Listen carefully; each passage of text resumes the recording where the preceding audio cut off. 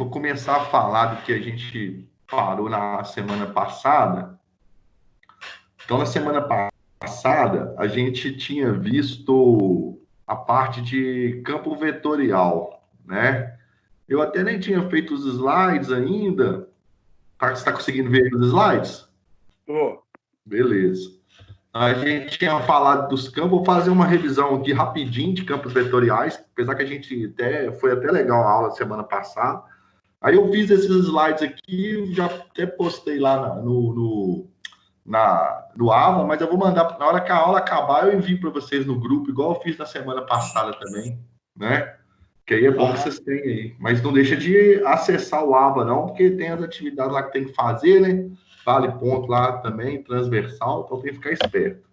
É igual. As transversal lá eu já tirei 3.500, já tá filé já. Ah, não, beleza. Então agora é só a prova. Nota máxima, né? Isso. Mas só que tem que fazer sua matéria, que ela vale presença também, né? Vale. A sua é acho que é HMI, né? É, ela é. Aham. Então, Isso aí tem que fazer o exercício que eu acho que Se tiver dúvida, é só me falar também, que eu vou dando a dica para vocês lá, qual que é. É porque ela vale Beleza? 40, acho que é 40% de presença também. É, isso mesmo. E Não, aí a nota nem é tanto assim importante, né? Tem que fazer, mas é fazer mesmo. Uhum, Então, entendi. beleza. Não, beleza. E eu vou ver se eu também já dou uma atividadezinha já, agora menorzinha, para a gente fazer já de parcial já, para já dar uma adiantada já. Eu vou dar matéria hoje, vou corrigir os exercícios semana que vem, aí já dou uns exercícios para vocês fazerem e me enviarem, que aí já mata essa parcial 2. Não, fechou então. Eu tô achando, cara, tipo assim, a previsão das aulas voltarem é dia 18/5, mas eu tô achando que não vai voltar, não. Ah, eu acho que não vai voltar, não. Tô achando que esse semestre vai direto. Eu vou mandar no grupo o que tá rolando a aula aqui, vamos ver o que eles vão falar. Tá, beleza. Eu vou explicando aqui, tá? Vamos começar isso aqui para a gente ir agilizando. Então, a aula passada a gente falou sobre campos vetoriais, né? Definimos o que é campos vetoriais. Basicamente é um conjunto de vetores que a gente tem aí pode ser no plano ou pode ser no espaço, né? Definimos campos vetoriais em R2 e em R3. Hoje nós vamos começar a falar de algumas coisas, Eduardo, que é sobre a matéria de eletromag. Nós vamos entrar aí na parte de vetorial, de integral de linha, coisa que você viu lá no eletromag, que você fez o eletromag lá e você não tinha feito ainda o cálculo 4. Lembra? Certo. Nossa, eu tomei pau nas matérias por causa disso. Você lembra? Nós conversamos na sala lá no começo. Mas agora nós vamos ver bastante coisa aqui. Se você for fazer a matéria, é bom que você já vai ter mais coisa para você poder fazer ela de novo. Então, aqui embaixo nós temos isso como exemplos, né, de campo vetorial. Aí você tem um campo vetorial de ar, né, velocidade do ar, que são os vetores aí nessa área aqui na bacia de São Francisco, nos Estados Unidos, até porque essas figuras aqui eu peguei lá no livro de cálculo e ele é americano, então tem essa parte aqui, mostrando aqui que aonde você tem esses vetores aqui amarelos aqui, né, de maior intensidade, eles são maiores, então provavelmente o módulo dele aqui, a quantidade, a velocidade do ar aí vai estar maior. E esse conjunto de vetores aqui, né, representa um campo vetorial. Cada ponto que você pega aqui, você tem um vetor específico para aquele determinado ponto. Então, é basicamente isso daí. Então, aqui a gente tem outro exemplo, eu coloquei um outro exemplo, a Terra exerce uma força atrativa sobre a massa, na direção do centro da Terra e de grandeza inversamente proporcional ao quadrado das distâncias da massa ao centro da Terra. Eu nem coloquei isso aqui como fórmula matemática, e a associação de vetores de força com os pontos do espaço é chamada de campo gravitacional. Então, a gente tem o campo gravitacional da Terra também como um exemplo de campo vetorial. Repara que quanto mais próximo da superfície, né, maior é o vetor, né, que você tem aqui, maior é a setinha, então maior é o módulo, né? Lembrando que aqui você tem um campo vetorial onde a direção Deixa eu só voltar lá. A direção, o sentido aí é o mesmo, mas o que está mudando aí, na verdade, vai ser a... Deixa eu colocar o pessoal aí para dentro da sala aí, subir aqui no grupo aqui, que eles estão pedindo para entrar, né? Então já estão aceitos aí. Qualquer um pode aceitar, tá, gente? Se alguém tiver aí, é só me pedir aí que eu vou aceitando, tá? Aos poucos. Então, essa parte aí do campo vetorial que a gente tinha visto na aula passada, o campo gravitacional é um exemplo, né? Então, um exemplo aí interessante, porque, igual eu falei, quanto mais próximo da superfície da Terra, que maior são as setinhas, então maior é o valor do campo, e vai afastando aí da superfície da Terra, menor é o valor desse campo, as setinhas são menores, né? Dá para poder ver isso aí na figura. Aqui você tem outros exemplos de campos vetoriais de velocidade que estão ilustrados na figura abaixo, né? São as correntes oceânicas, né? Aqui, então, você tem aqui um fluido, né? Que, na verdade, é a água do mar, tem as correntes, né? Que o mar acarreta aí através do vento, das marés, da lua, da força gravitacional e por aí vai. E aqui você tem um outro campo vetorial, que é um fluxo, né? Passando por um aerofólio aí, né? Qualquer, né? Então, você tem aí um campo, parece que ele é até constante, porque os vetores são iguais. E aqui a gente tem a definição, né, do que é um campo vetorial em R2. A gente tinha feito isso na aula passada. Então, em geral, um campo vetorial é uma função cujo domínio é um conjunto de pontos em R2 ou R3, cuja imagem é um conjunto de vetores. Então, por exemplo, você tem determinados pontos, igual eu coloquei aqui, você tem esse ponto, esse e esse, e se aqui tem um determinado campo vetorial aqui, para cada ponto desse, você vai ter um vetor específico para aquele determinado ponto. Então, se eu tenho um ponto aqui, né, ó, eu tenho um determinado vetor. Se eu tenho um ponto aqui, eu tenho outro vetor. Então, se eu tenho um ponto aqui, eu tenho um vetor. Só que eu não sei como que é o vetor, porque vai ter sempre uma função, né, uma funçãozinha f de xy, que vai indicar para mim qual vetor que é esse. Né? Igual tá aqui, ó, a função f de xy, de P de XY e Q de XY, um na função, um na direção I e outro na direção J. Essa direção I e direção J são as direções canônicas, né? Ó, se a gente tiver aqui eixo X e eixo Y, aqui é o eixo Y, aqui é o eixo X.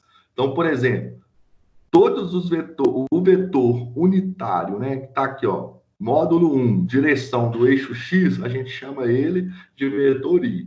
E o vetor unitário na direção Y é que a gente chama ele na direção Y, a gente chama ele de J. São os vetores canônicos, tá? Então, quer dizer que aqui eu tenho uma função que vai me dar todos os vetores na direção I, e aqui eu tenho uma outra função que vai me dar todos os vetores na direção J. Então, por exemplo, se eu pego um ponto aqui, aí vai ter um vetor aqui na função I e vai ter um vetor aqui na direção J. A função não, a direção.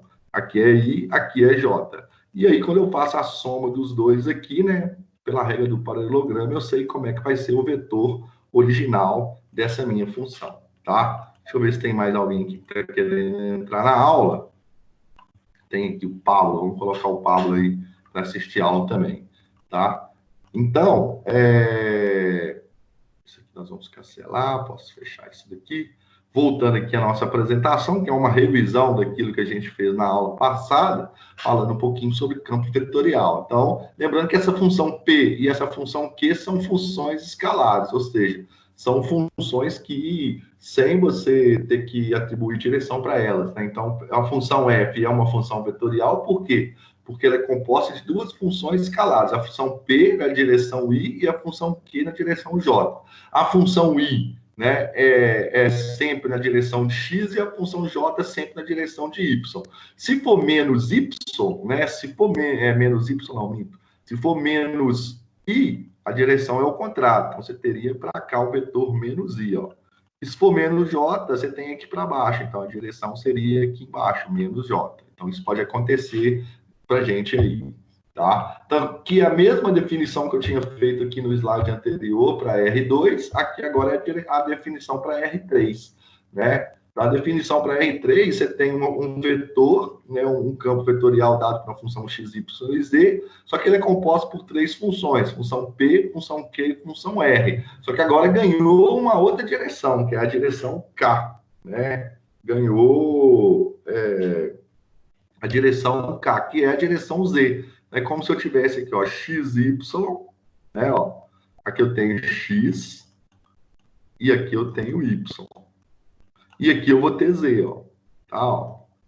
Aqui eu vou ter Z. O vetor que está na direção do eixo Z é o que a gente chama de vetor K. O que está na direção do vetor do eixo Y, a gente chama de J.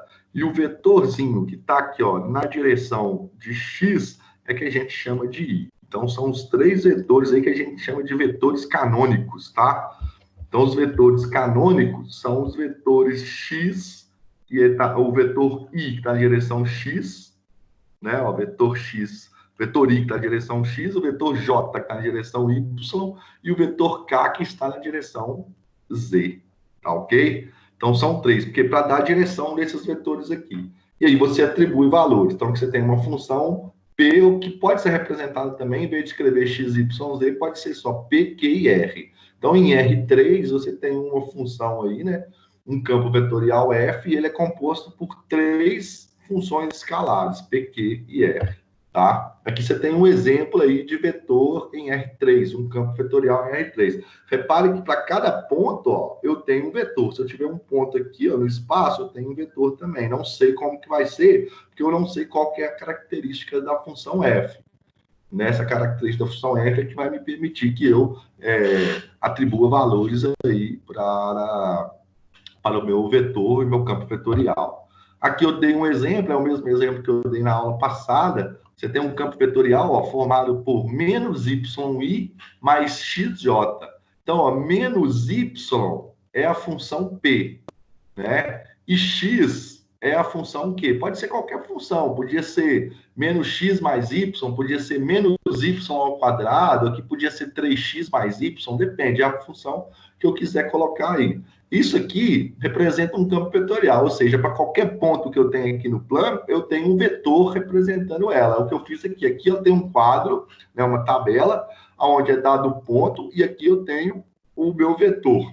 Então, por exemplo, quando o ponto é 1 para x e 0 para y, ó, 1 para x e 0 para y, é esse ponto aqui, ó. É esse ponto. Então, o que acontece? O meu x vale 1, então vai ficar 1j, e o meu y vale 0. Então, aqui zerou tudo. Então, quer dizer que o meu vetor ficou só j. Só que esse ponto aqui é o ponto de partida. Ó, esse ponto 1 e 0 é o ponto de partida do vetor. Então, aqui existe um vetor que o tamanho dele é j. Só que j, a gente viu que j é a direção que está no eixo y positivo. Então, ele está aqui, ó. É esse vetorzinho aqui, ó, com tamanho 1, né? É unitário. Lembrando que esses vetores que eu fiz aqui, ó, I, J e K, eles são unitários, ou seja, a norma deles, o módulo dele aqui é 1, né? Quer dizer que se você for calcular todos aqui, todos vão ter tamanho 1. Então, aqui também ele tem tamanho 1, esse vetorzinho, esse meu vetor aqui, tá? Deixa eu apagar isso aqui que eu fiz aqui, que ficou bem embolado, tá? Então, é o meu vetor que eu tenho aí, tá? E aí, se eu pegar um outro ponto, por exemplo, agora eu pego o ponto 2 e 2. Quando eu pego o ponto 2, ó, o x vale 2, o y vale 2. Esse aqui vai virar menos 2y mais 2j. Ó, menos 2i mais 2j. Menos 2i, então olha só, o ponto 2 e 2 está aqui, ó. Olha aqui, ó. Esse é o ponto 2 e 2. O que acontece? Menos 2i quer dizer que se i é o vetor que me indica a direção y, I positivo vai estar nessa direção, mas como aqui é menos 2i, vai estar para cá. Então, eu tenho o vetor nessa direçãozinha aqui. Tipo, está reto aqui. Deixa eu fazer o desenho aqui de uma maneira melhorzinha, para a gente poder entender isso daqui. Então, aqui, ó. Caramba. Beleza. Então, eu tenho aqui ó, 2i, então é 2 unidades para cá. Beleza. Tá aqui, ó. E depois eu tenho o meu o x também vale 2, então é 2j. 2j para cima, né? Direção horizontal. Tá aqui. Então, na hora que eu faço a somatória aqui, ó, eu faço a regra do paralelograma, eu tenho aonde está o meu vetor nesse ponto aqui. Agora, ficar desenhando campo vetorial é muito complicado, igual eu falei na aula passada. Nós até usamos modelos computacionais aqui para poder desenhar isso. Então, eu usei o GeoGebra, fiz o desenho e tal, de vários campos vetoriais. Então, para cada ponto aqui, eu consigo ter um vetor, né? Quando uma dessas, ou a direção I ou a direção J é nula, fica fácil de desenhar. Mas quando ela não é nula, você tem que fazer a soma vetorial através da regra do paralelogramo. Somar o vetor na horizontal com o vetor na horizontal, né? Como é que é a regra do paralelogramo? Você repete aqui, né? Faz o paralelo desse vetor aqui, o paralelo daquele outro vetor lá em cima. A partir da união dos dois aqui, você traça um outro vetor aqui, ó, né, que a gente chama de vetor resultante, tá? Isso para qualquer vetor. Então, por exemplo, num campo mais complexo, né, que essas funções aqui são mais complexas, fica impossível de desenhar. O que a gente precisa é fazer alguns vetores, um ou outro vetor só, né? Talvez isso já nos indica. Aqui, então, ó, tem alguns exemplos de campos vetoriais em R2, aonde o campo vetorial é menos YX, ou seja, é esse que a gente acabou de fazer aqui, ó. O conjunto de vetores dele, para vários pontos no plano, forma esse vetor aqui que é circular, tá vendo? Ó? Então, eu tenho esse campo vetorial aqui para essa função aqui. Para essa outra função aqui, ó, que seria YI mais seno de XJ, eu teria um campo vetorial dessa maneira aqui, ó. Repara que aqui ele faz aquele circular aqui também, depois ele vai ficando mais linear, podemos dizer assim. Mas se for, como que você desenha isso à mão? É quase impossível ficar desenhando isso à mão. Então a ideia é usar recursos computacionais. Eu até mandei o link aí, né, de alguns programas de alguns campos vetoriais que nós desenhamos no GeoGebra. E aqui eu tenho outro exemplo, né, também de campo vetorial, muito mais complexo, que envolve LN. Então, aqui, gente, como isso aqui é um campo vetorial, eu posso representar isso como sendo um paraordenado. Esse Y aqui está na direção I, e esse seno de X aqui está na direção J, tá? Aqui é a mesma coisa, menos I, Y na direção I, X na direção J. Aqui eu teria esse cara aqui na direção I e esse outro cara aqui na direção J. E na hora que eu vou atribuindo valores aqui para qualquer ponto que eu pego aqui, eu tenho vetores que formam esse campo vetorial dessa maneira aí em R2. Aqui eu tenho um outro exemplo aqui de R3, né? F de XYZ igual a K, então repara que eu não tenho nada igual a I e J na direção de IJ, só tem na direção K é em direção do eixo Z. Então, ou os vetores vão estar com a direção para cima ou com a direção para baixo, né? E no sentido aqui de Z. Se C for positivo, direção para cima. Então, quanto mais longe aqui do zero, maior vai ficar o tamanho do vetor, porque o tamanho do vetor é que vai me falar aqui, o valor que eu atribuo para Z é que vai me atribuir. Então, que vai me atribuir o tamanho do vetor. Então, por exemplo, se eu pego um ponto P, né, cujo é 0, 3 e 5, né? Então, aqui o que seria? Seria o meu X valendo 0, meu Y valendo 3 e meu Z valendo 5. Esses dois aqui não me interessam, porque a função só tem Z igual a ZK. Então, aqui esse vetor seria 5K. Então, 5K, eu ia ter que ir lá no Z igual a 5, né, e desenhar um vetor, né, sei lá, de norma igual a 5, né, grande aqui, porque quanto mais longe, maior, mais longe da origem, né, mais afastado da origem, maior vai ficar esse vetor. Então, um campo vetorial simples, né, de R3 que a gente tem, tá? Mas que para desenhar vetores em R2 já é complicado, em R3 é mais complicado ainda. Então, o auxílio computacional é mais importante ainda. Lembrando que a gente não vai ter que ficar desenhando campos vetoriais. A gente vai ter que entender o que é um campo vetorial, né? Principalmente essas funções aqui, ó. Então, aqui eu tenho outro campo vetorial, ó, f de xyz igual a yi mais zj mais xk, tá vendo, ó? Então, quando eu atribuo um ponto, eu pego um ponto qualquer aqui, um ponto, por exemplo, 1, 2 e 3, vai ficar 1i, 2j e 3k. Aí lá vai ter um vetorzinho que vai estar lá em 3 dimensões para você poder desenhar. Então, mais complicado. Aqui eu já tenho outro, ó, yi menos 2j mais xk. E aqui um outro, xyzi menos xzj mais e sobre 4k. Esse é o vetor também, já aqui desenhado como gráfica, computação gráfica, né, para a gente poder entender aí como é que fica. Então, basicamente, são só exemplos aí do que a gente viu na aula passada. Eu vou disponibilizar esse material aqui para vocês sobre campo vetorial, que a gente tinha visto já assim mais Eu só dei uma passada aí para quem não estava na aula, ou talvez para quem ficou com alguma dúvida, mas a gente viu isso bem, assim, esmiuçado mesmo na última aula, fizemos desenhos e tal. É bem interessante essa parte, ela é mais uma parte teórica, né, dessa introdução. Então, agora a gente vai começar com as nossas integrais de linha, né, que é um novo tipo de integral para a gente poder trabalhar, tá? Essa parte aqui não tem muito a ver com aquela primeira unidade que a gente viu sobre séries, não, né? Aqui agora a gente vai trabalhar mais com essa parte de integral voltada para o cálculo vetorial mesmo. Então, bastante vetor que a gente vai trabalhar aqui nesse início aqui, umas técnicas de integração básica e tal, mas não nada assim complicadíssimo de resolver. Então, hoje eu até elaborei alguns exemplos aqui e provavelmente eu já envio uma lista também de exercício depois para vocês.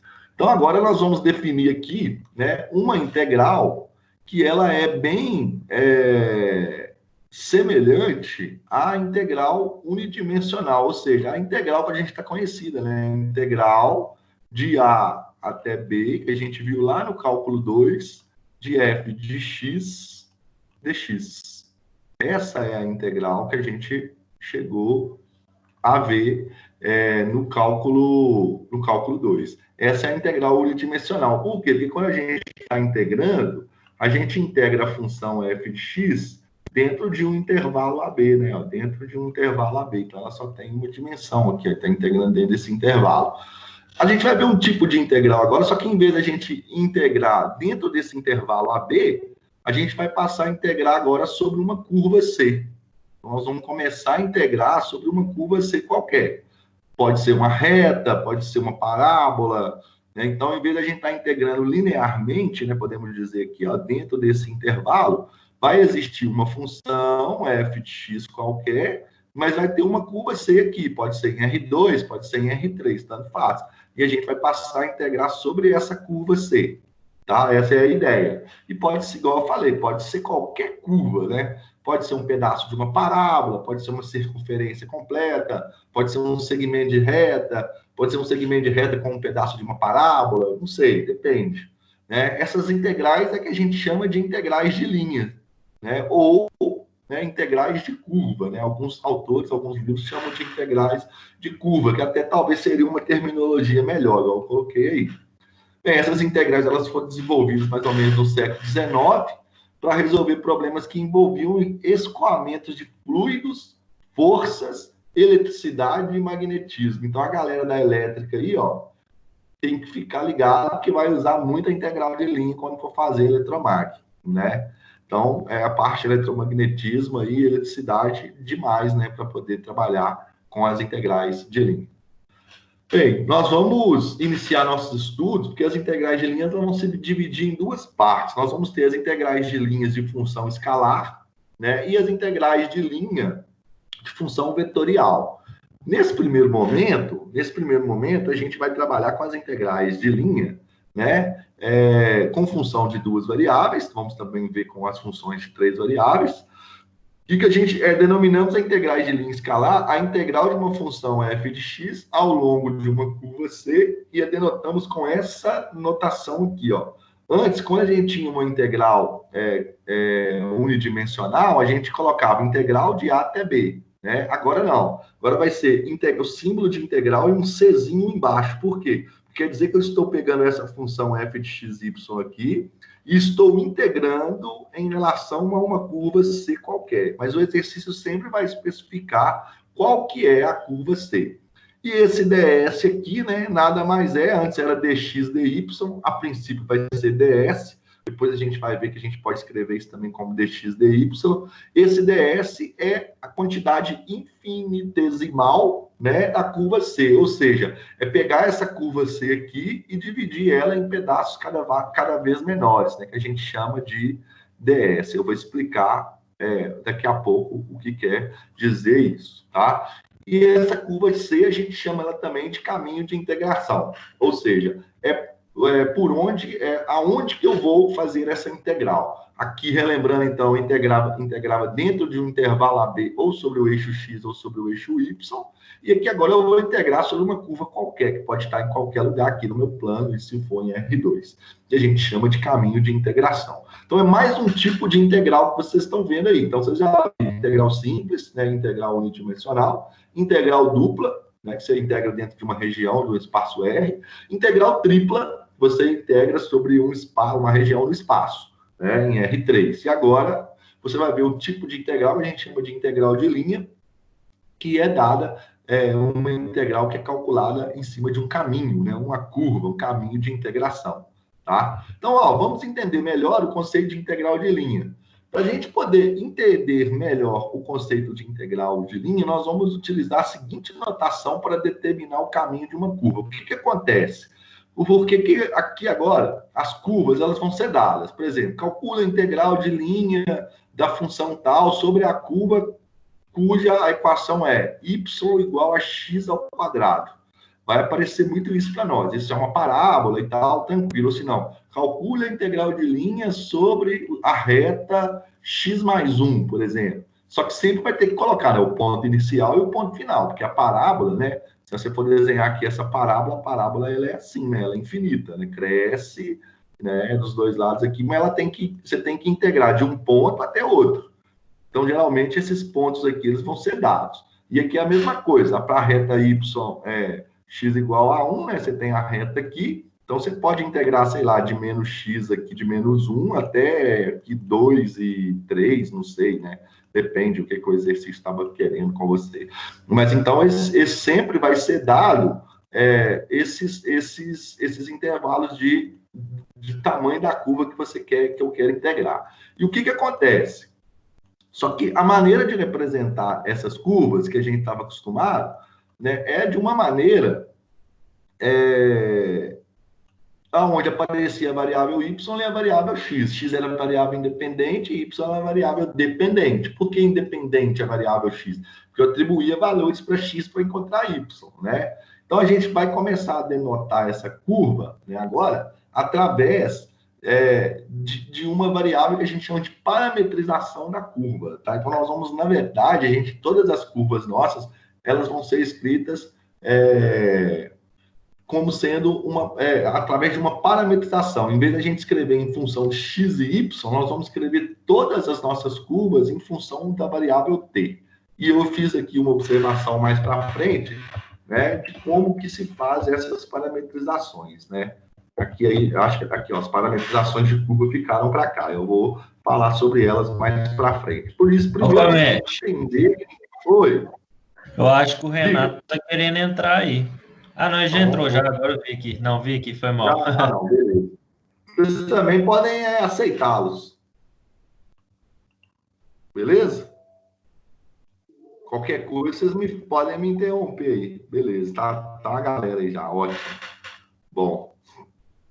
Então, voltando aqui, nosso papo, né, dessas integrais, a gente vai escrever, né, na verdade, essas curvas nossas através de uma função. Então, por exemplo, em vez de eu dar uma função y igual a x ao quadrado, eu vou achar um valor de x para ela para t e um valor de y para ela para t. A gente vai denotar esse caminho, né, do plano cartesiano R2 dessa maneira aqui.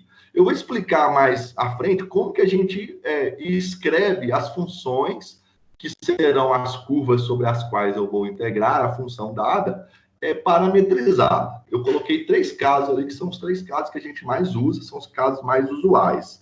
É bem tranquilo da gente resolver isso daí, tá? Então, é o que eu acabei de falar. Podemos pensar em P de t como sendo um ponto em movimento, né, como a função do tempo t, descrevendo a curva c no plano para um valor de A até B. Então, sei lá, talvez aqui eu tenha aqui um valor mínimo para minha curva, que eu chamo de A, e aqui eu tenho um valor máximo que eu chamo de B. E aí, qualquer ponto que eu tenha sobre a minha curva, eu vou, em vez de encontrá-la através de uma função igual a essa, ou se não, talvez igual a essa, eu vou passar a encontrar ela em o meu valor de x aqui, ó.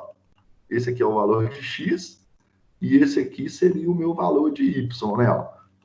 Porque aqui, por exemplo, se essa aqui fosse uma parábola, para x igual a 2, 2 ao quadrado daria 4. Mas aí eu vou escrever isso de uma maneira que eu vou atribuir um valor para t, e esse t vai me dar o valor de x e vai me dar o valor de y. Até porque, quando eu for fazer a minha integral ela vai ter que ser ela é em função de uma variável só. E como eu tenho x e y, não tem como integrar uma e fazer uma integral simples em função de x e em função de y, dy, dx. Não tem como. Então, eu tenho que transformar esse meu x e y para uma única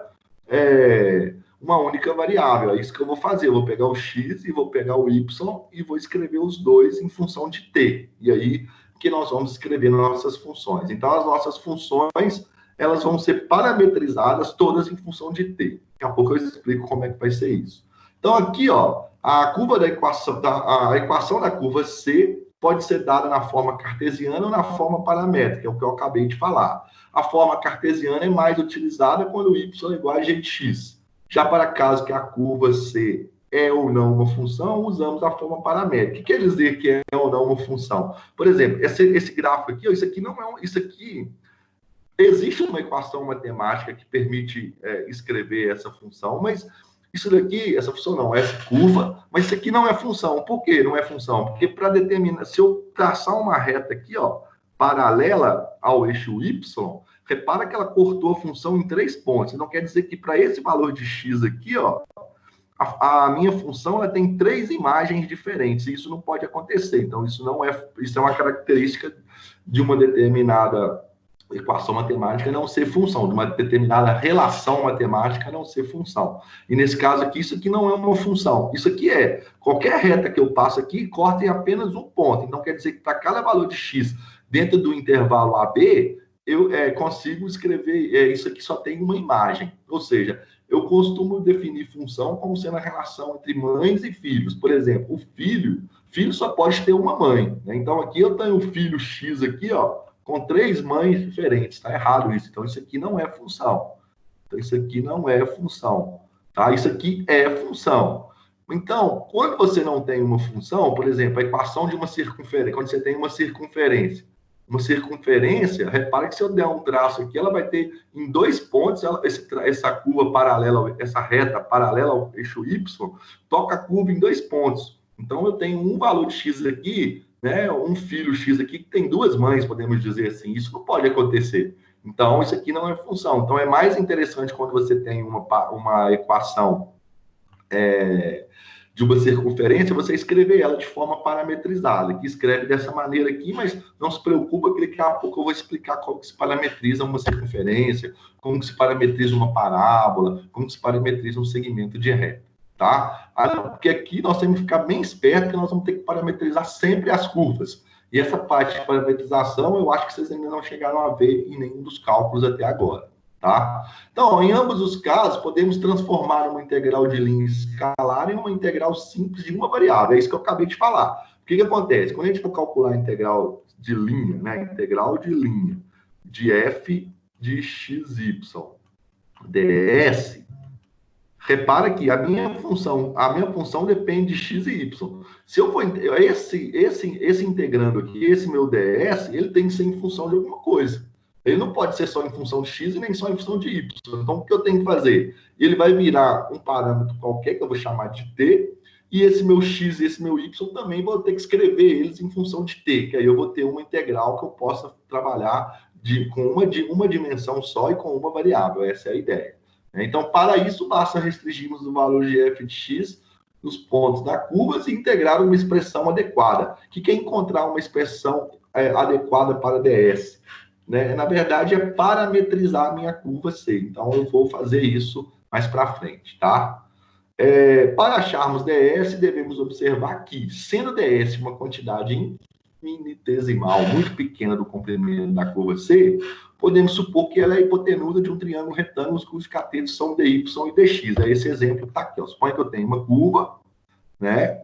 E aí eu peguei um ponto aqui, né? E aqui eu peguei um outro ponto. Repara que, se eu traçar aqui, ó, a variação aqui, ó, no eixo x, que vai ser o meu dx, na verdade, que vai ser o meu x2 menos o meu x1, ou o meu x mais o x x aqui é o ponto x, aqui é x mais delta x, na hora que eu subtraio esse tanto aqui, ó, desse pedacinho aqui, isso que eu encontro aqui, ó, é o meu ΔX. E a mesma coisa acontece com Y. Se eu fizer aqui por Pitágoras, olha só, ds, né, o meu ds, que a ideia é para vários pedaços aqui da minha curva eu poder fazer isso, ó, e é o que eu posso fazer, tá vendo? Ó? Então quer dizer que se eu aplicar o teorema de Pitágoras aqui, eu vou ter o meu ds é a hipotenusa, né? Que é o ds ao quadrado, o meu dx é igual ao meu dx ao quadrado, que é cateto, mais o meu dy ao quadrado, que também é cateto. Pegando esse quadrado aqui, jogando para cá, fica a raiz quadrada, né, de dx ao quadrado mais dy ao quadrado. Então, quer dizer que o meu ds, né, eu posso calcular o meu ds dessa maneira aqui. O que é o meu ds? O meu ds é eu pegar uma curva qualquer e dividir ela em pequenos pedaços, né? Então, esses aqui da minha curva. Por quê? Porque eu quero integrar sobre essa função. Então, eu tenho que dividir isso aqui em pedaços pequenos. Então, isso aqui é o meu ds, esse aqui é meu ds, ds. E aí, dependendo, né, eu consigo ajeitar esse meu ds para que eu possa calcular ele dessa maneira aqui. E aí, né, escrevemos uma curva parametrizada C da seguinte maneira. Então, eu tenho que x é igual a x de t. O que acontece? Como eu tenho que parametrizar, eu tenho que pegar a minha função que depende de x e y e escrever essa função em um único parâmetro que eu vou chamar de t. Então, o que acontece? O meu x da minha função, ele vai ser igual a um x que depende de t, por isso que é x de t. E o meu y vai ser igual a um y que também depende de t, da minha função qualquer. Se eu fizer a derivada dos dois lados aqui, eu vou ter a derivada de x, vai ser dx. A derivada de x' de t vai ficar x', né, eu coloquei aqui, e vezes o dt, porque eu não sei qual é a função. E aqui é a mesma coisa, dentro de um intervalo AB, que é esse intervalo da minha função que está aqui. Assim, nós temos o seguinte, olha, nós não sabemos que ds é igual a raiz quadrada de dx ao quadrado mais dy ao quadrado. Então, ds, nós vamos fazer a troca. Olha aqui, ó. Dx ao quadrado, quem que é dx ao quadrado? É a derivada de x em função de t, dt, está aqui ao quadrado. E quem que é dy? Eu troquei também, ó, y', né? Y é a derivada de y em relação a t. Então, a derivada de y em relação a t ao quadrado.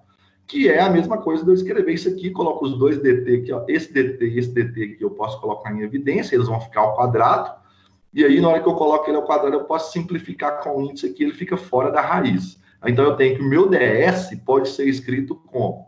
Em função da curva parametrizada, né? Ó, depois que eu parametrizei a curva, ele pode ser o quê? Derivada de x', derivada de x de t ao quadrado, mais a derivada de y de t ao quadrado. E aí, você lembra que para calcular a integral de linha não é integral de linha de xy ds sobre a curva C.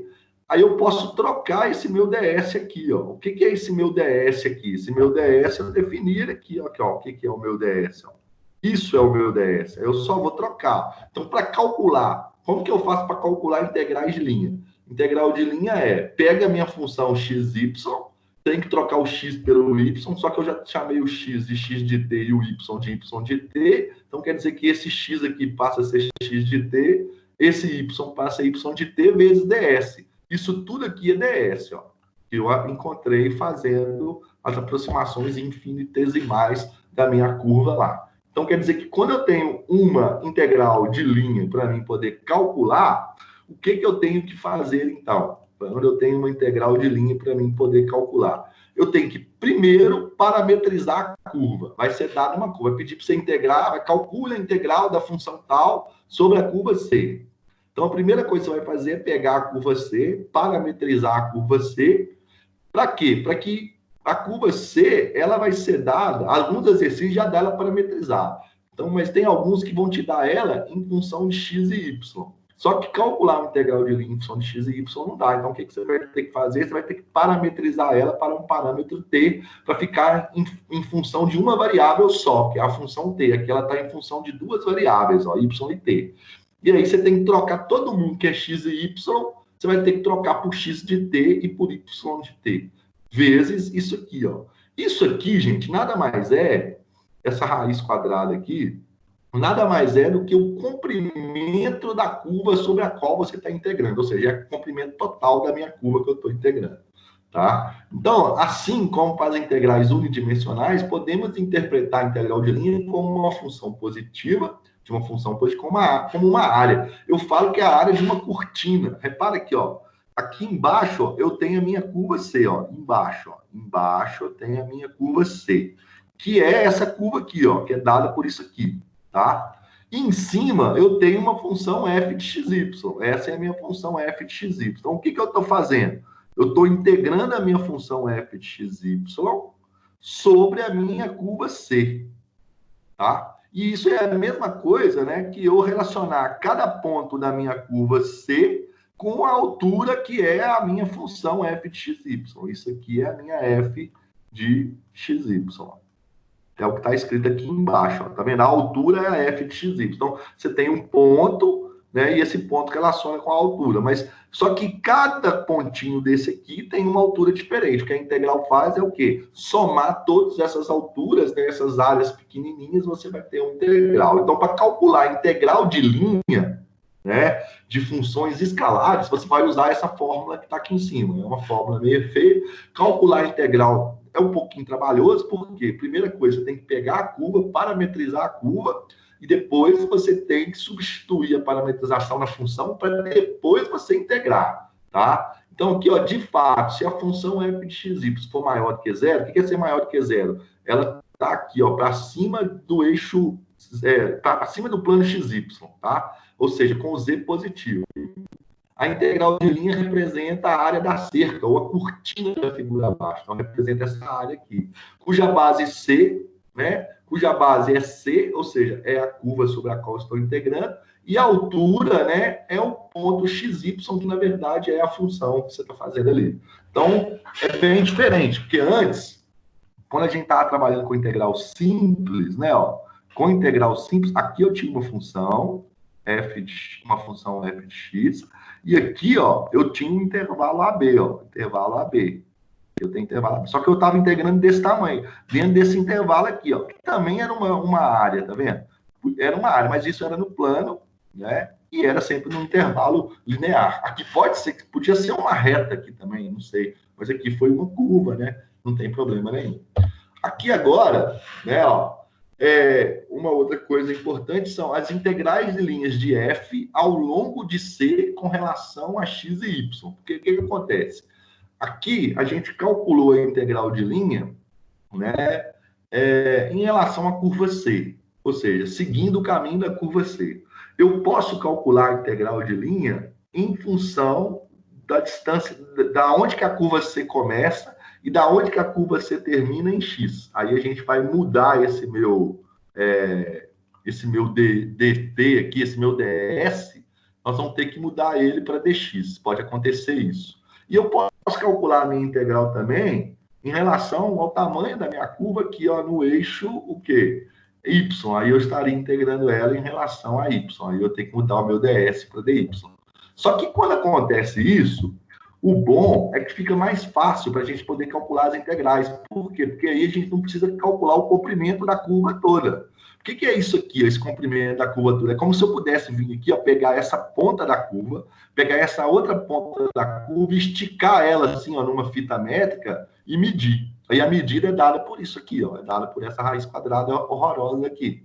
Agora, aqui, quando eu estou integrando em relação a x ou integrando em relação a y, né, em relação a x ou em relação a y, eu vou estar integrando ela no comprimento em relação a x, tá vendo? Ó, eu não estico ela, eu só coloco aqui, ó, o tamanho onde ela começa em x e o tamanho ela termina em x. E aqui seria o tamanho onde ela começa em y e o tamanho onde ela termina em y. Então, por exemplo, começou de 2 e foi até 6, então você vai integrar de 2 até 6. Se aqui começou em 1 e foi até 9, então vai de 1 até 9. Então é esse comprimento aí que você vai integrar, tá? Essa é a ideia. Mas aí as fórmulas da integral mudam. Por que as fórmulas da integral mudam? Porque o que acontece? Também, ó, a integral de linha de f ao longo de C com relação a x e y, né?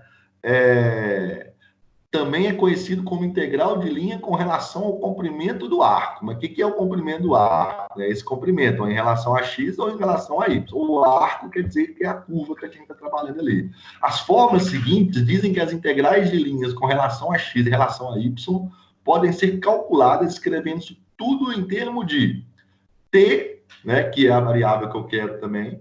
Aí x é igual a x de t, y é igual a y de t, é o que a gente acabou de ver, né? E fazendo a derivada vai continuar tendo isso daqui. Aqui eu esqueci de pôr um sinalzinho de derivada, aqui também tem um sinalzinho de derivada, tá? E aí, olha só, se eu tenho a minha integral, né, de linha, né, sobre a curva C, de f de xy, só que agora em vez de ser ds, é dx, eu passo a minha integral, vai virar isso aqui, ó. Olha só, o que que acontece?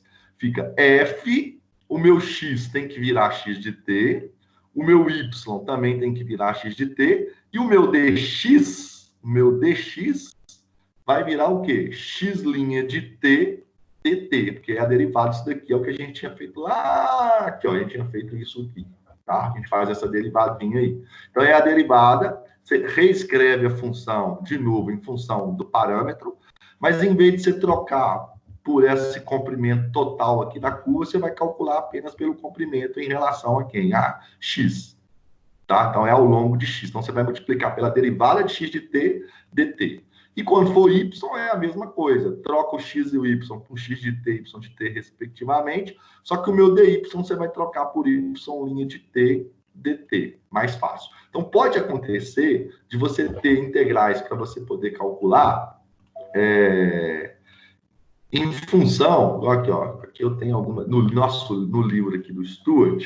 Eu tenho integrais aqui, ó, que pede para mim poder calcular a integral de linha em função de x, né? Em função ds, que é em função do arco todo. Aqui, ó, calcula a integral de linha onde c é a curva dada, ó, y ao cubo ds.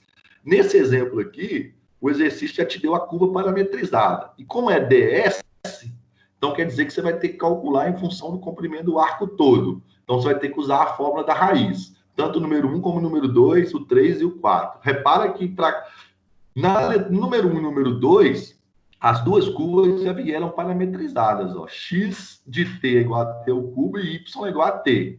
E o parâmetro está variando de 0 a 2. Aqui é a mesma coisa. Ó. X é igual a t ao quadrado e y é igual a 2t. Já veio parametrizado. Agora, repara no exercício 3.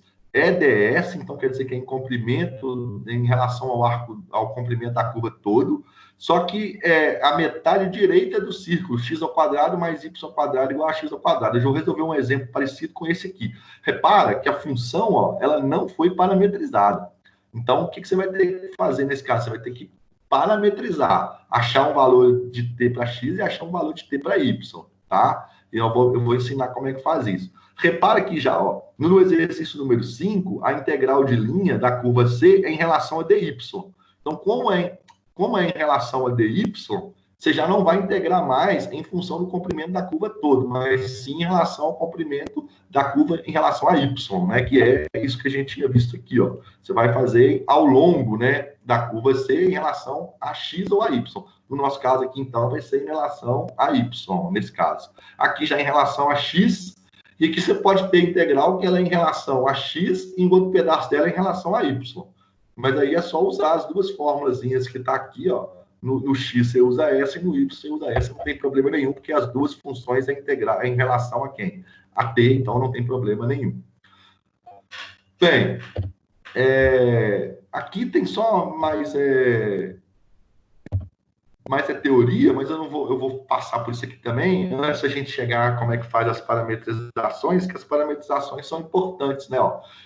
Mas antes, vamos entender isso aqui, ó. Em geral, dada a parametrização x é igual a x de t e y é igual a y de t, com o t dentro de um parâmetro, um valor de t maior ou igual a A ou menor ou igual a B, que a gente tem que estipular valores para ele, esta determina-se uma orientação da curva C. Como a orientação positiva corresponde aos valores crescentes do parâmetro, né? A figura aonde veja a figura, essa figura aqui, ó, onde o ponto inicial A, né, corresponde ao valor do parâmetro A. Então é esse cara aqui.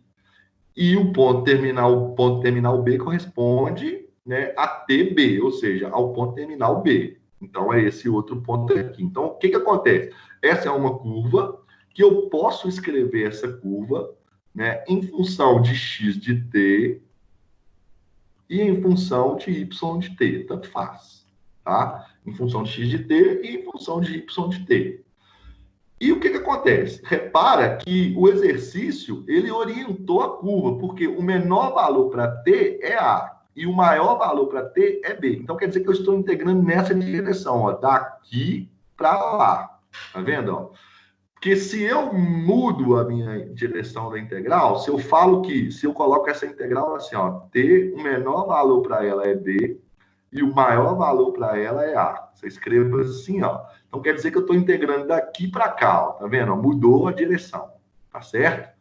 Então, ó, se C denota a curva constituída pelos mesmos pontos que C, mas com orientação contrária, né? Então, a gente passa a ter isso aqui, ó. Quando eu tenho uma integral de linha com uma orientação da curva C, que a gente chamou positivo, que ou seja, é da esquerda para a direita, igual a gente fez a primeira integral, a primeira curva, né, do exemplo anterior, que foi essa daqui, ó, da direita para a esquerda, a gente fala que a orientação ela é positiva. Então, aqui eu tenho uma orientação da minha curva que partiu desse ponto e foi para cá. Se eu calculo a integral, então, com a orientação ao contrário, né? Ou seja, do ponto B para o ponto A, então é a mesma coisa que eu escrever aqui com a minha curva, ela ganhou um sinal negativo. Então, a integral vai dar valor negativo. Então, olha só, que interessante. Se eu calculo, né, a minha integral nesse sentido, né? Ou seja, se eu calculo a integral do sentido de A para B, aonde o menor valor para o parâmetro é A e o maior valor para o parâmetro é B, eu vou estar a integral, por exemplo, se ela der mais 10, beleza. Se eu calculo a mesma integral, mas agora eu mudo o sentido, né? Eu integro de B para A, ou seja, o meu parâmetro está variando maior ou igual a B, menor ou igual a A, ela vai dar menos 10. Essa é a ideia. Então, tem que ficar esperto nisso, porque talvez a gente, quando for parametrizar, pega o ponto inicial errado, aí na hora que você vai conferir a resposta está dando mais 10, mas tinha que ter dado menos 10. Então, você pode observar que provavelmente você usou orientação contrária, tá? E isso quer dizer, então, né, que se eu tenho... Aqui eu repeti a mesma coisa, mas não tem problema não, né? Aqui é menos C. Aqui, na verdade, não repeti, porque aqui está em relação a X e aqui está em relação a Y, tá vendo? Isso, gente, lembrando que isso aqui é válido só quando eu estou trabalhando com a minha integral em relação, né, ao longo de C em relação a X e Y, que é aquilo que eu tinha acabado de falar aqui, ó. Quando eu estou integrando em relação a X ou quando eu estou integrando em relação a Y. Então, quer dizer que se eu mudo a orientação da minha curva, né, a integral também muda de sentido. Mas se eu estou integrando, né, em relação ao comprimento de arco, ou seja, que é em relação à curva toda, que aí eu tenho que usar esse comprimento que é dado pela raiz, o sinal não muda, a integral fica o mesmo. Por quê? Porque eu estou calculando o comprimento dela todo, então não vai mudar nenhum.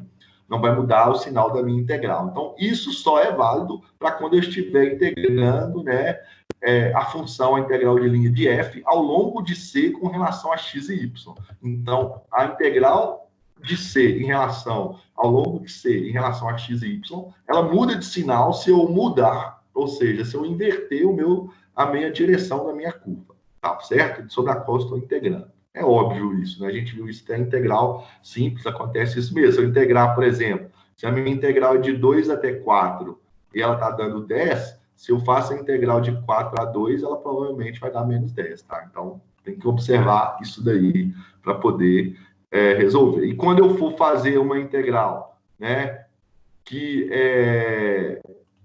em relação a ds, ou seja, em relação ao comprimento da curva toda, se eu faço a integral com o sentido da curva menos C ou com o sentido C, a fórmula vai dar 10 do mesmo jeito, não precisa se preocupar, tá? Então, integral de linha, basicamente, antes da gente entrar nas parametrizações, para a gente fechar esse primeiro momento, as integrais de linha, elas são basicamente isso. O que a gente vai fazer, então, das integrais de linhas escalares, que a gente ainda está no primeiro caso, porque são dois casos, integrais de linhas escalares e integrais de linhas vetoriais, que é o que nos vai interessar mais. Mas se a gente não souber entender, calcular integrais de linhas escalares, não adianta a gente passar para vetorial.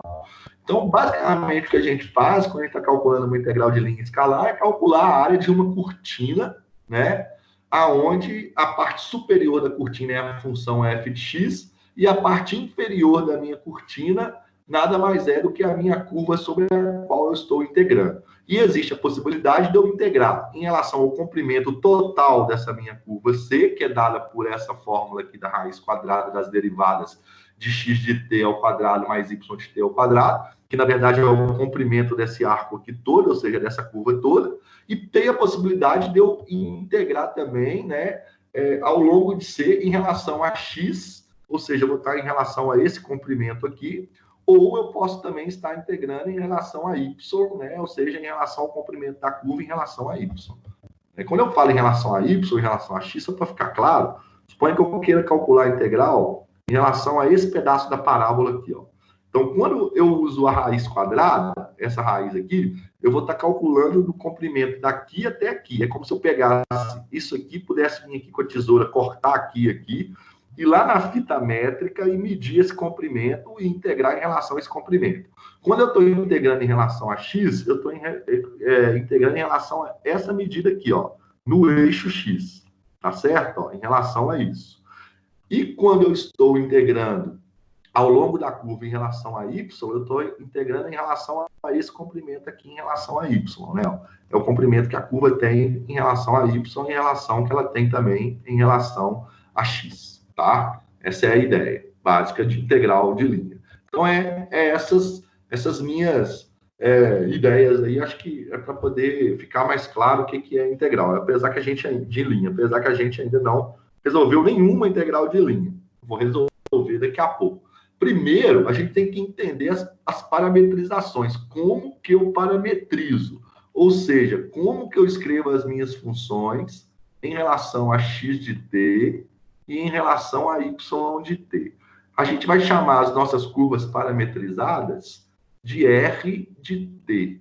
Então, por exemplo, deu uma funçãozinha qualquer, né? Nós vamos sempre escrevê-la dessa maneira que eu acabei de colocar aqui em cima aqui de vermelho, ó. Dei uma função lá, y igual a x ao cubo mais 3. Se eu for integrar sobre essa curva aqui, o que eu vou ter que fazer? Escrever essa curva em relação à variável t. Ela depende de x, depende de y.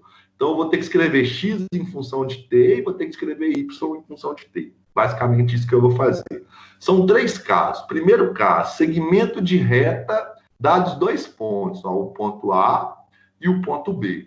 Então, suponha que eu tenho uma função aqui, né, suponha que tem aqui o eixo Z saindo daqui, tem uma função, e eu queira calcular a integral dessa função sobre o segmento AB, que vai de 2 e 1, que é o ponto A, até o ponto B, que é 5 e 3.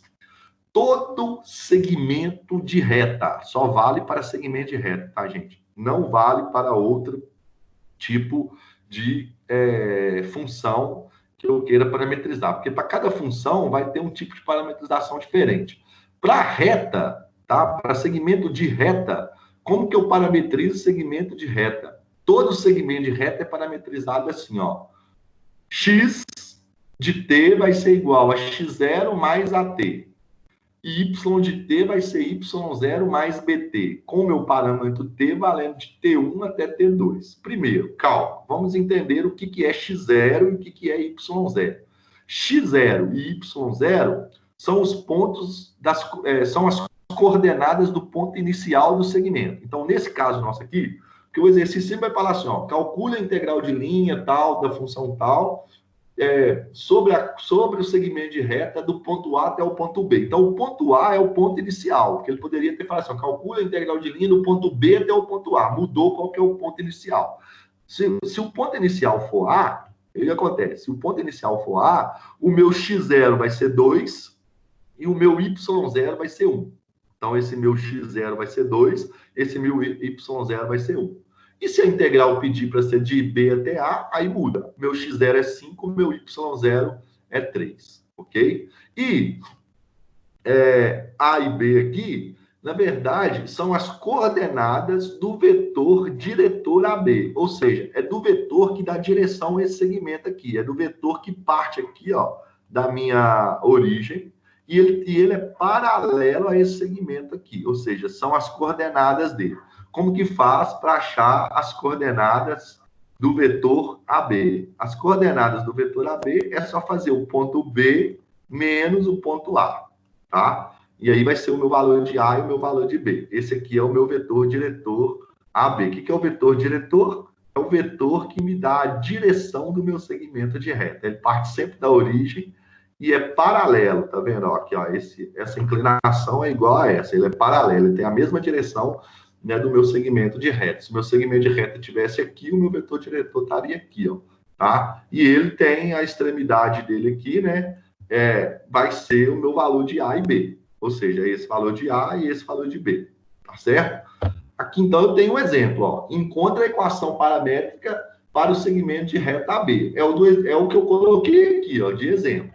Então, o que eu preciso fazer? Primeira coisa, fazer o vetor diretor. O que é o vetor diretor? Vetor diretor AB é o vetor que está aqui, ó, que me dá a direção do meu segmento de reta. Então, como ele parte da origem, é 0 e 0, mas eu preciso saber quais são esses pontos finais dele aqui, porque quando eu for escrever a parametrização, eu preciso saber A e B, que são as coordenadas do vetor diretor. Então, é só fazer o ponto final do segmento menos o ponto inicial. Então, é 5 e 3 menos 2 e 1. Como que eu faço essa subtração aqui, ó? Abscissa menos abscissa, então vai ficar 5 menos 2, né? Nesse caso aqui vai dar 3. E 3, que é ordenada, menos a outra ordenada que está aqui. 3 menos 1, 2. Então, aqui, ó, o 3 vale A e o B vale 2, tá vendo? Então, as coordenadas do meu vetor diretor é 3 e 2. O ponto A é o ponto inicial do meu segmento. Logo, o x0 vale 2, igual eu já tinha dito, e o y0 vale 1. Bem, sabendo quem é A, quem é B, que são as coordenadas do vetor diretor, e sabendo quais são as coordenadas do ponto inicial, é só eu vir aqui na fórmula para parametrização de segmento de reta e substituir esses valores que eu já tenho em mãos na minha fórmula. Então, é o seguinte, ó, x de t é x0 mais AT, e y de t é y0 mais BT. Repare que a equação parametrizada vai chamar sempre de R de t. X de t vai ser, quem é x0? 2, mais, quem é o A? 3. Então, é 2 mais 3t. Quem é o meu y de t? É y0, que é 1. Aqui eu errei aqui, né? Coloquei 2, mas aqui é 1, desculpa. Então, aqui é 1, né? Vamos mudar aí para 1. Polguei aí. Então, vou apagar esse aqui, só para ficar bonitinho. Vamos escrever aqui, então. Então, aqui, ó, aqui é 1. Opa, não é esse. Caneta. Aqui, ó. Então, aqui vai ser 1.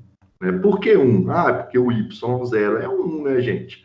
O y0 nosso aqui não é 2, né? É 1. É o ponto inicial, é a ordenada do meu ponto inicial. Então, é 1. E quem que é o meu B? O meu B, sim, é 2, 2t. Agora, por que o parâmetro, professor, ficou 0 e 1? Porque todas as vezes que a gente vai trabalhar com segmento de reta, esse parâmetro aqui vai ser 0 e 1, sempre, tá? É um clichêzinho aí, sempre de 0 até 1, a gente atribui valor. Pronto, tá parametrizado. Parametrizou desse jeito, se for para calcular uma integral sobre esse segmento aqui, a gente chama de curva, né? Mas não é uma curva, mas a gente costuma chamar isso aqui de curva, porque eu estou calculando a integral sobre um segmento, sobre uma curva qualquer, está parametrizado. Então, é o primeiro caso, ó, parametrização para segmento de reta. Usa essa parametrização aqui, que é essa fórmula aqui, ó. São 3 casos que eu vou falar aqui hoje, então são 3 formas diferentes para cada parametrização. Lembrando que é igual eu mostrei os exercícios aqui, ó. Né, ó, esses exercícios que estão aqui. Aqui, ó, já está parametrizado, aqui também já está. Repara que aqui, ó, já não está parametrizado. Aqui, ó, o número 4, ó, calcula a integral de linha de x seno de y ds. C é o segmento de reta que liga 0 a 3, né, a 4 e 6. Então, é o segmento de 0 a 3, 4 e 6. Parametrizar igual eu fiz aqui, ó. Usar esse tipo de parametrização aqui. Então, aqui, o que você vai ter que fazer? Calcular o vetor diretor, que vai ser o ponto final menos o inicial. Então, é 4 menos 0 vai dar 4, 6 menos 3 vai dar 3. Então, o A e o B é 4 e 3. E o ponto inicial é x0 valendo 0 e y0 valendo 3. Pronto, já está parametrizado, é só jogar na fórmula, lembrando que é em relação a ds, então tem que usar a integral que a gente tem para calcular, que é a integral em relação a ds, que é o comprimento da curva toda. Então, é aquela da raiz quadrada. Só para a gente fechar, e daqui a pouco a gente fazer o intervalo, vamos falar sobre os outros dois casos aqui, até porque a gente começou um pouquinho depois, a galera chegou um pouquinho aí atrasada, mas não tem problema. O segundo caso é quando a gente tem circunferências. Usa muito isso, circunferência, ó. Equação de circunferência é essa equaçãozinha aqui, ó. X menos A ao quadrado, X menos B ao quadrado igual a R ao quadrado. Aonde o valor de A e o valor de B é as coordenadas do centro da minha circunferência. Ó, o A está aqui e o B está aqui. E o R, né? R é o raio. Então, aqui é o R, ó, é o raio da minha circunferência. Mas na equação ele vai ao quadrado. Então, por exemplo, se aqui for 25, o raio é 5. Se aqui for 9, o raio é 3. Se aqui for 4, o raio é 2, porque é o número que eu elevo ao quadrado, que é o raio. Para parametrizar circunferências, a gente usa essa parametrização aqui, ó. R de t, então eu tenho que escrever o meu x e o meu y em função de t. Então eu tenho que x de t é igual a mais R cosseno de t. Quem é A? A é a coordenada do centro da minha circunferência, ou seja, é a abscissa do centro. E y de t é quem? É B mais R seno de t. Quem que é B? B é a outra coordenada, né?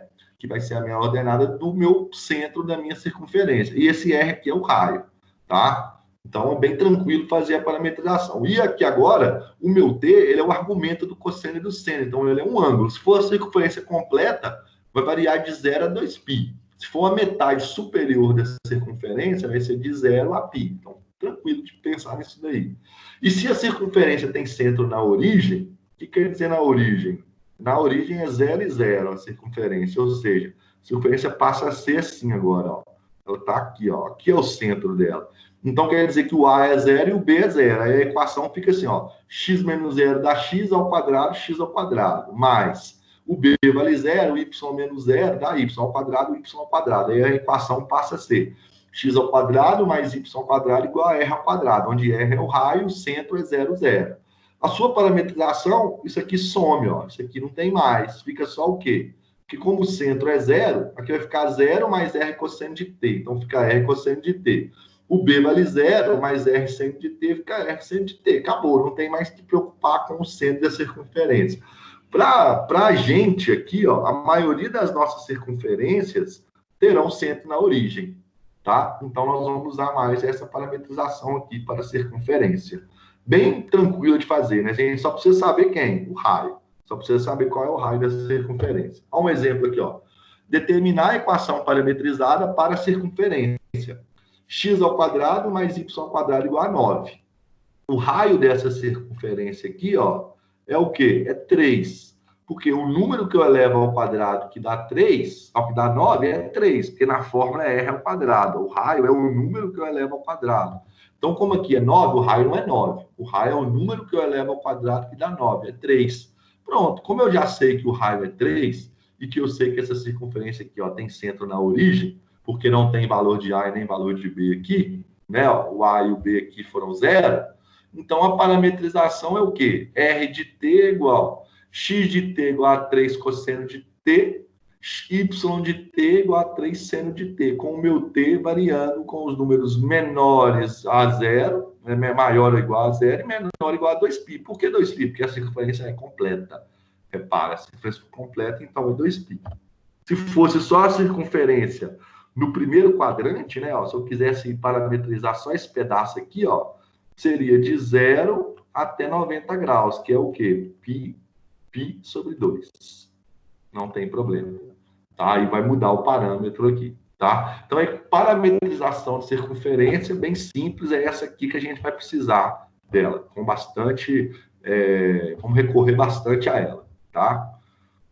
Essa daqui aparece, mas não é muito, e para nós aqui também não faz muito sentido, não. Mas você sabe que se aparecer, é só observar o centro da minha circunferência.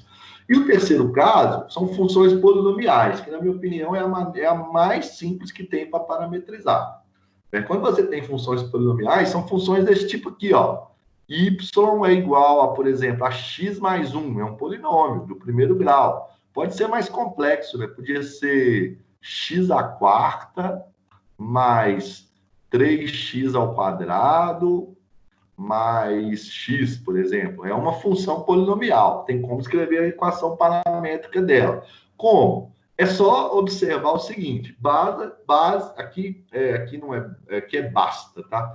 Basta chamarmos a variável independente de t. Quem que é a variável independente? É aquela variável que eu atribuo valores para ela. Então, por exemplo, como eu atribuo valor aqui para x para encontrar y, a variável independente é x. Aqui é a mesma coisa. Quando eu atribuo valores aqui para x, ó, por exemplo, x vale 1, eu encontro y.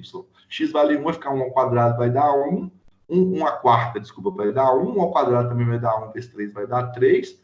1 mais 3 vai dar 4, mais 1 que 5. Então, quando x vale 1, o meu y valeu 5. Então, a minha variável independente é o x, tá? Então, sempre a minha variável independente é aquele que eu atribuo valor para ela para encontrar a outra. Poderia também chamar o y de t? Poderia, não tem problema nenhum. Mas eu acho mais fácil a gente chamar a variável independente. Porque aí, aqui, na hora que a gente for escrever a equação paramétrica, vai ficar uma equação mais simples. Daqui a pouco eu mostro para vocês qual que é a ideia de chamar a variável independente de t. Então, a gente chama a variável independente de t. Então, seja a equação, nosso exemplo, ó, seja a equação y igual a x ao quadrado mais 2x.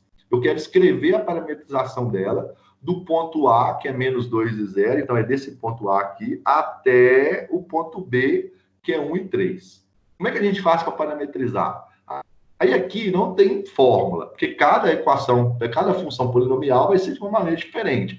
Mas você começa assim, ó, faz x igual a t, fazendo x igual a t, nós temos. Você vai pegar a sua função, que é y igual a x ao quadrado mais 2x, aonde tem x, você vai trocar por t, só isso, ó. Y é igual a t ao quadrado, então era x, virou t, era x ao quadrado, ficou t ao quadrado, mais 2 vezes x, então é 2 vezes t. Então, assim, a nossa equação parametrizada, a R de t, pode ser escrita como x de t, eu chamei x de t, então x de t é igual a t, e y, que é o meu y de t, passa a ser o quê? T ao quadrado mais 2t. Pronto, está parametrizado, acabou. Essa daqui, ó, seria a mesma coisa, ó, eu faço x igual a t, né? E aí, aonde tem y, aonde tem x, eu troco por t. Y é x mais 1, então passa a ser o quê? Y é igual a t mais 1. Pronto, está parametrizado, acabou. Fechou a parametrização dela. Então é só trocar x por t. Agora, por que o parâmetro foi de menos 2 até 1? É o seguinte, você não chamou x de t, então seu parâmetro é aonde que a minha função começa em x e aonde que ela termina em x também. Ó. Então o menor valor foi menos 2 e o maior valor foi 1. Então, o meu t, ele é maior ou igual a menos 2 e menor ou igual a 1, tá certo? Aqui talvez fique mais fácil vocês entenderem o que é parametrizar. Ou seja, é como se eu tivesse um ponto que ele deslocasse sobre essa minha curva aqui, ó, esse pedaço de curva aqui, esse pedaço de parábola. E aí, por exemplo, quando o ponto está aqui, ó, quando o ponto está aqui, aonde o x é menos 1 e o y é menos 1, como é que eu faço para mim encontrar esses caras aqui, ó? É só substituir o valor de t aqui, ó, que aí eu consigo saber qual que é o valor para eles aqui. Então, por exemplo, quando o meu x for menos 1, vamos supor que o meu t, né, vale a menos 1. Quando o meu t for menos 1, olha só, quando o meu t for menos 1, o meu x vai ser menos 1. Né? Ó, meu x vai ser menos 1, então, x de t igual a t, como t vale menos 1, x vale menos 1. E quanto que vai valer o meu y quando o meu t for menos 1? Olha só, quando o meu t for menos 1, vai ficar menos 1 ao quadrado, nesse caso aqui, né? Vai ficar menos 1 ao quadrado, então vai dar 1 positivo. E aqui vai ficar mais 2 vezes menos 1, ó, porque o t vale menos 1. 2 menos 1 vai dar menos 2, mais 1, o y também vale menos 1. Ó. Repara que nesse ponto o y está dando menos 1 e o t também vai dando menos 1. Então quer dizer que para qualquer valor de t que eu atribuo aqui dentro do intervalo de menos 2 a 1, né, esse ponto ele movimenta aqui, e esse ponto sempre vai ter um valor para x e um valor para y, que é dado por x de t, e um valor que é dado para y de t. Então, quer dizer que eu consigo ter todos os pontos aqui em relação a apenas uma variável, que é o que nos interessa. tá? Então, são 3 tipos de parametrização aí que a gente tem, tá? A princípio. Primeiro caso, que é o segmento de reta. Segundo caso, que são as circunferências, ficar atento para quando o centro é 0. E o terceiro caso são para funções polinomiais, que, na minha opinião, é a mais fácil para parametrizar, é só trocar o x por t, pronto, e finalizou, né? Aqui, ó, eu não tenho, aqui nesse caso nosso aqui, nesses exercícios aqui, parece que você não tem esse terceiro caso de curva polinomial. Na verdade, já foi parametrizado aqui já, né? Provavelmente isso aqui era um polinômio, tá? Aqui tem um polinômio, ó, o arco de curva y é igual a raiz de x. Né? Aí aqui, para finalizar, o que acontece? Nesse terceiro caso aqui, professor, poderia chamar o y de t? Poderia, não tem problema nenhum você chamar o y de t. Só que o seu x de t, você ia ter que dar um jeito de isolar o x aqui. E nesse caso, você não conseguiria isolar o x. Né? Você ia ter que pôr o x em evidência, até que aqui você ia conseguir. Só que para você isolar o x aqui, ia ficar meio chato de você fazer isso aqui, ia dar mais trabalho. Dava certo também, mas você vai ter um trabalho maior aí, né? Vai ser mais árduo o seu trabalho, tá? E aí, vamos fazer um intervalinho aqui agora, uns 10 minutinhos, 15 minutinhos, só para a gente tomar uma água, que eu falei bastante. E aí a gente volta e vou falar agora como que resolve as integrais, né? Como que a gente resolve essas integrais de linha agora. A gente já aprendeu como é que parametriza, a gente já viu também como que essas integrais, o que a gente vai fazer, né? Vai calcular, na verdade, a área de uma cortina, onde a parte superior da cortina é a função f de x, e a parte inferior da minha cortina é a minha curva, né? Na verdade, esse slide aqui, né? A parte de cima vai ser a minha função f de x e a parte de baixo da minha cortina vai ser a minha curva c. Tá ok? Então, vamos dar um tempinho aí. Vou tomar uma aguinha ali. São 8h29, lá para as 8h45, né? A gente volta de novo. Combinado? Beleza. Beleza? Essa parte é teórica, né? Depois vocês vão ver resolvendo, quando eu for fazer os exercícios, vocês vão entender mais o que é. Tranquilo? Não é difícil, não. Tá vendo? Não é difícil. Tem todo um macete para fazer. Agora, no segundo momento, eu vou resolver um tanto de exemplo aqui.